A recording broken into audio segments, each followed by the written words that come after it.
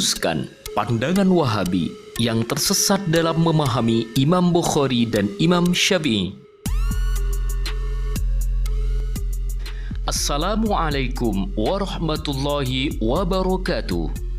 Bersua kembali bersama kami Petuah Kiai Channel. Semoga kalian semua selalu dalam lindungan Allah Subhanahu wa Ta'ala.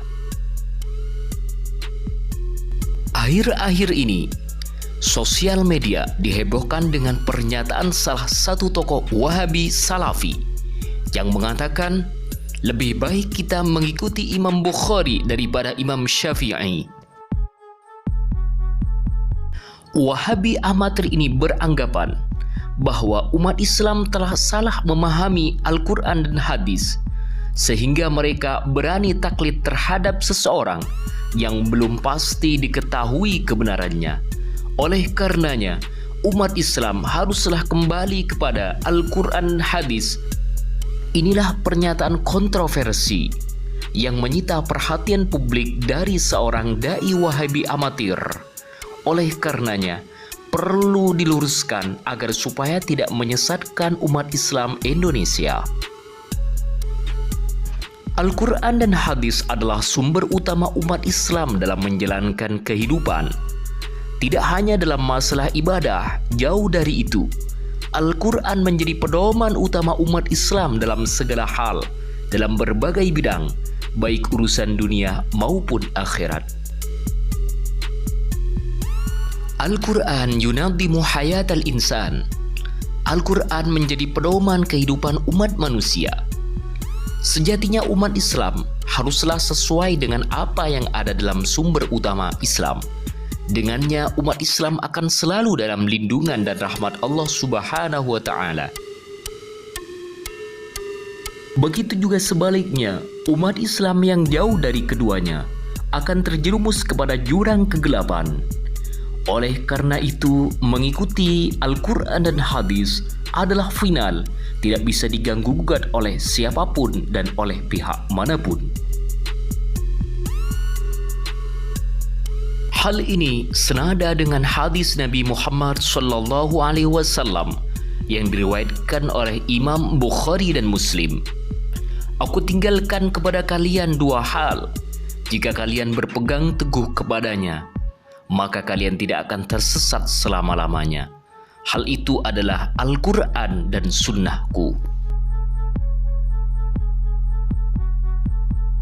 Memahami Al-Quran dan hadis adalah langkah pertama dalam mengamalkan isi kandungan serta maksud tujuan keduanya.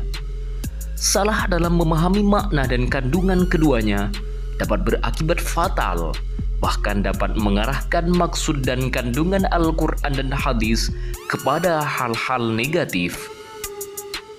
Tak heran, banyak kelompok tertentu yang menjadikan dalil Al-Quran sebagai alasan untuk berbuat kejahatan, membunuh sesama umat Islam, mengkafirkan, mensyirikkan, bahkan membid'ahkan, seperti aksi teror yang dilakukan oleh kelompok ekstremis ISIS. Maka untuk mempermudah memahami Al-Quran dan hadis, para ulama telah memberikan berbagai disiplin ilmu agar umat Islam tidak tersesat kepada jalan kesalahan, jauh dari nilai-nilai kebenaran.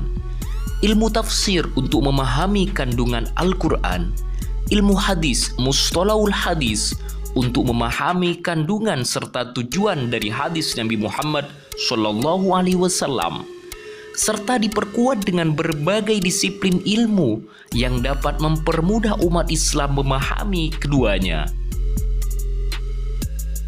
Memahami keduanya tidak hanya dari unsur tekstual yang masih umum sulit untuk dimengerti, apalagi hanya menggunakan terjemah Al-Quran, terlebih bertendensi terhadap Google serta sosial media.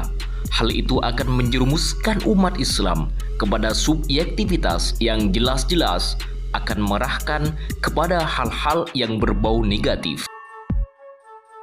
Sebagaimana yang telah dilakukan oleh kelompok tertentu yang hanya memahami hadis Nabi berdasarkan terjemah sebagai dalil untuk menyalahkan mayoritas umat Islam, bahkan tak tanggung-tanggung hanya berdasarkan satu hadis, aliran ini sudah berani mengkafirkan ulama dunia, bahkan mayoritas umat Islam. Kejadian itu kini kembali lagi, karena hanya memahami sumber Al-Quran dari terjemah serta bertendensi terhadap sosial media. Terjadi kekonyolan yang nyata yang dilakukan oleh sekelompok dai amatir dari kalangan Wahabi. Mereka dengan lantang mengatakan umat Islam sudah saatnya kembali kepada Al-Quran dan hadis seutuhnya. Karena umat Islam saat ini tengah berada dalam kesesatan, amaliyahnya dirasuki oleh virus-virus bid'ah, khurafat, syirik, serta kekufuran. Mereka menolak mengikuti pendapat para ulama. Dengan bangganya mereka berkata, pegangan kita hanya Al-Quran dan hadis. Bahkan mereka menolak untuk mengikuti para imam mazahibul arba'ah. Dengan sombongnya mengatakan yang benar hanya Sahih Bukhari. Menanggapi kekacauan cara berpikir aliran sesat ini, agar umat Islam tidak jauh dari nilai Islam, serta dapat terhindar dari paham tekstual yang dapat mendoktrin virus-virus radikal sehingga menjerumuskan umat Islam kepada paham radikal ekstremis.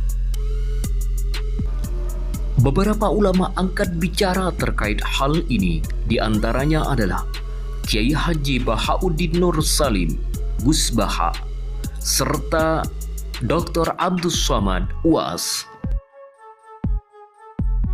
Gus Baha adalah salah satu ulama kenamaan Islam Indonesia.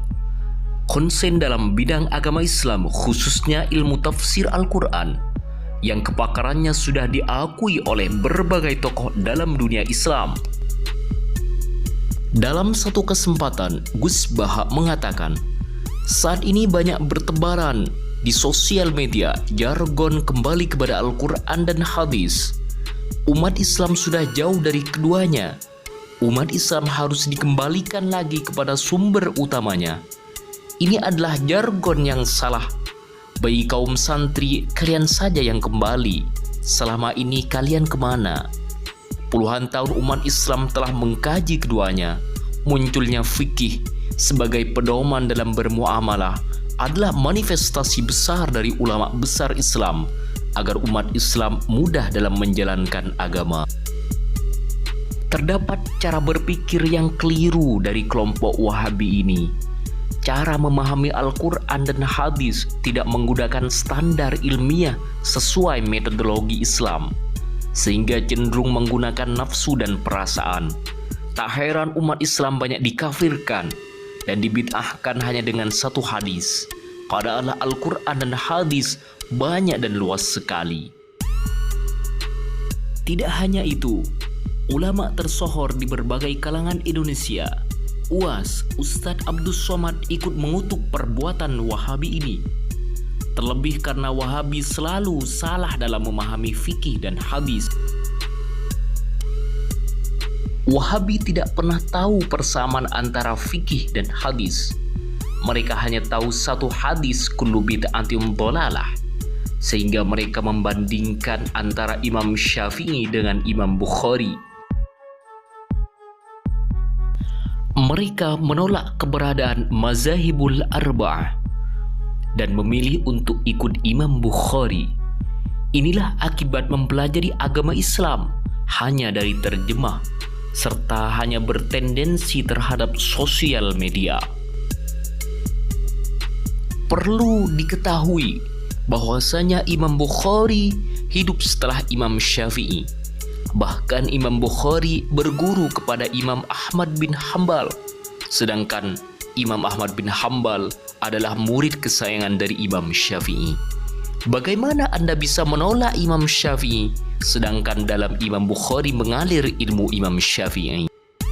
Lucunya, ada sebagian Wahabi bertanya kepada Ustadz Abdus Somad, "Loh, bukannya nabinya satu? Kenapa mazhabnya banyak? Kenapa ada mazhab Syafi'i, Maliki, Hanafi, dan Hambali?" UAS, Ustadz Abdus Somad dengan santai menjawabnya, "Hadis Nabi itu bukan satu. dan diriwayatkan oleh berbagai perawi. Bahkan mereka dengan lantang mengatakan, saya tidak mau ikut madhab, saya langsung kepada Sahih Bukhari.